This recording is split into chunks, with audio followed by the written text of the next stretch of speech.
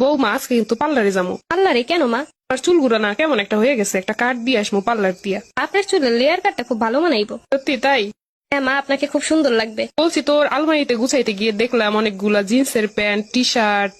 বলছি ওইগুলো পড়তে পারিস না? এরকমের গরমের ভিতরে কাপড় চোপড় কতগুলা পেঁচাই আসিস। হ্যাঁ মা, ওইগুলো পরা যাবে? পাবে না তো কি, ওইগুলাই পড়বি। এই যুগে কেউ শাড়ি চুড়ি ওরকম পেঁচে বসে থাকে নাকি? আর তার থেকে দুই একটা আমারও দিতে পারিস, আমিও পড়ুম।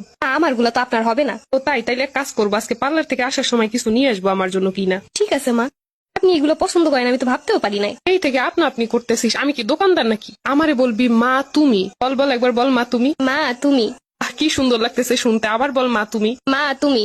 আমি জুয়ান জান থাকতে আমার শাশুড়িটা আমার কিছু করতে দিছে না, কোনো ফ্যাশনই করতে পারি না, কোনো সাজগুজও করতে পারি নাই। কিন্তু এখন তুই আসছিস, তুই আর আমি মিলে ফ্যাশন করবো, দুজন মিলে কেনাকাটা করবো, সাজুগুজু করবো, দুইজন মিলে পার্টি করবো। ভাবা যায় এরকমেরও শাশুড়ি হয়? নিজে সারা জীবন করতে পারি না, তোরে নিয়ে এবার করবো। চল এবার পার্লার থেকে আসি।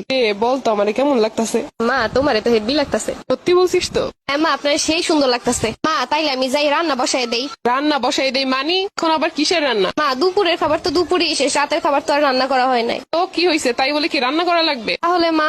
ফুড পান্ডা দিয়ে অর্ডার দিমু, দরকার হইলে রেস্টুরেন্টে গিয়ে খামো। ও এরকমেরও শাশুড়ি হয়? আমরা দুজন কি খালি রান্না বান্না করে কাটামো নাকি? এখন সময় জীবনটা উপভোগ করার, এখন যদি শুধু রান্না করে শেষ করি তাহলে কি হইব? তোমার মতো শাশুড়ি পাইলে আর কি চাই জীবনে। আয় আমরা দুজন মিলে টিকটক করি। মা তুমি